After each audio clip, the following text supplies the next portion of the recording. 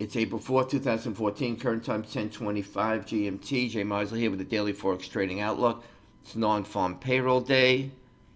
Um, it pays to take a look at what the market is looking at and what might be coming out, how the market react before we look at charts. If you look at the past 2 months, where we've had undershoots in non-farm payroll and weak numbers due to the severe winter weather in the U.S. And look at last year's average of 194,000 non-farm payroll per month, you would need a number of 278,000 K today for March to bring the average up to 194,000. If you average it over 2 months, it'd be 236,000 K. So if we start popping over 200,000, like some expect, it'll be more of a catch-up as opposed to a new higher trend, unless it continued on for more than a couple of months. With that said, the market is looking for higher numbers. We've seen some bank forecasts going over 225,000 K, as high as 250 and 275,000 K. So there is a chance for some disappointment if it comes in at 200,000 or below. If it goes above 225,000 or at 225,000, perhaps you have a buy the rumor, sell the fact reaction after after the initial reaction, but the dollar should find support on dips if that happens. So it's a kind of a tricky number with the whisper numbers up, and market looking for catch up, and the risk is for a better number. The question is how much better.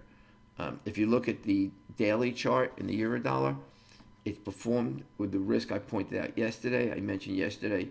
If you look, I'm going to follow my mouse. We go a low, lower high, lower low, lower high. We briefly broke this, not decisively yet, at 137.05. And if we do get below it, then we're in a clear downtrend.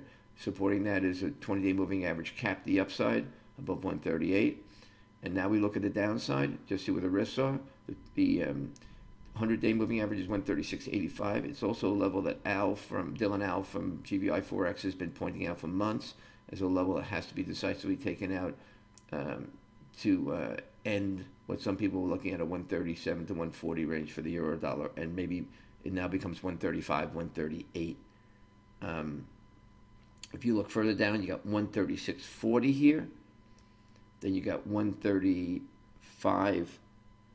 135 around 15 for the 200-day moving average, 134 around 70. So those are your risks on the downside. 136.40 being most important if it gets to 136.85.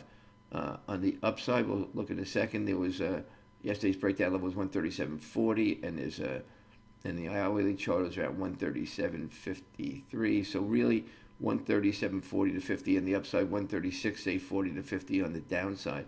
And if that's the case, then 137 is clearly going to set the tone with the risk pointing down unless we can get back above that 137.50 level. If we look at the 1 hour chart, breakdown level here, I said, was 137.53. So that's what we're going to use on top. 137.23 was the overnight high. So expect resistance here between 137.20, say, to 50 on the upside. And as I said, on the downside, 136.40 is clearly the next key support if we get below 137 to stay there. And if we take the my typical view of 136.50 to 137.50, the 137 is going to set the tone today and into next week. And why today is important is because the economic calendar tends to get light next week, and therefore how it ends, that dollar and other markets end today will probably carry forth into the new week.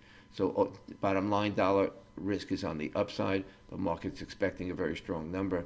If it doesn't get it, we could get some disappointment. That would be the surprise risk in the market. And the question is, if the non-farm payroll does have a catch-up, how high will it go? It will, as I say, you still have to average it out with the first 2 months, but the market's going to look at the headline. One more thing, look at the bottom of this page. There is a very worthwhile video to look at. It's short. It's only about a minute, but I would suggest everybody take a look at this.